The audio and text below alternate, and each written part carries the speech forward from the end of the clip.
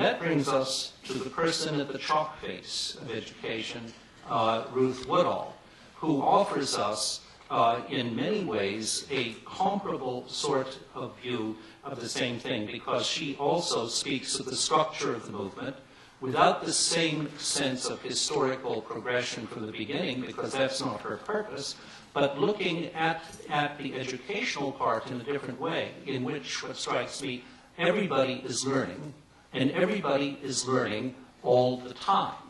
The teachers don't just learn how to teach and teach and teach and do the same thing because they have their certificates, and as they might in some state systems. Rather, they're constantly finding opportunities for renewal and self-renewal or group renewal and learning new things at the same time. And there's also the recognition that education doesn't stop in the classroom. We all know that, but how many of us have suffered through classes in schools of education in which the myth is that what's important is what goes on in the curriculum, with very little attention to what goes on outside of it, outside perhaps of what should go into school lunches in diverse communities of Great Britain or Turkey or anywhere else. The real subject is on what is learned in school, is what is learned outside of school at the same time, and what role does formal school learning play in addition to other things. Woodall describes an educational system in which the word private takes on a special meaning, in which it is community-oriented things that are beginning in many areas to eclipse what states can provide for education.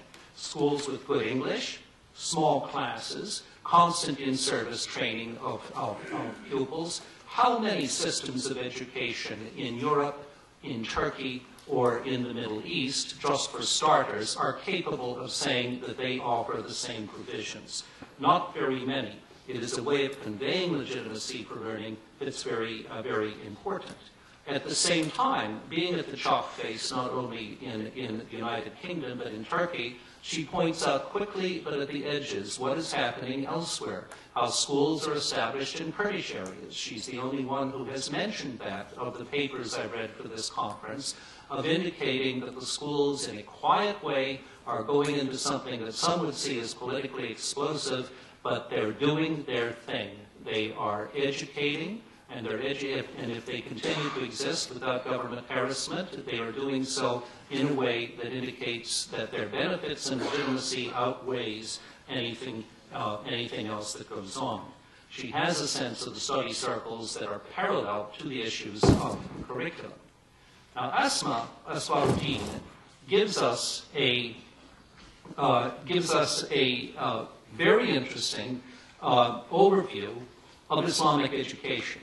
Let me give you my take on it. I would professionally disagree with her in one way. I would not place as much emphasis on there being one model of Islamic education. I think there are many that overlap and interplay with one another. She's quite right to indicate the many different places of learning: mosque, khan, home, peer learning. And I would emphasize or suggest that at different times in different places, the mix will be a very, very different sort of mix, as we have seen, between an emphasis on peer learning or an emphasis on other sorts of learning.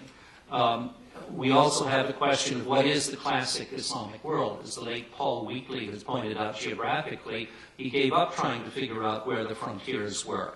Where does the notion of Islamdom, as Marshall Hodgson would have called it, stop and other things begin?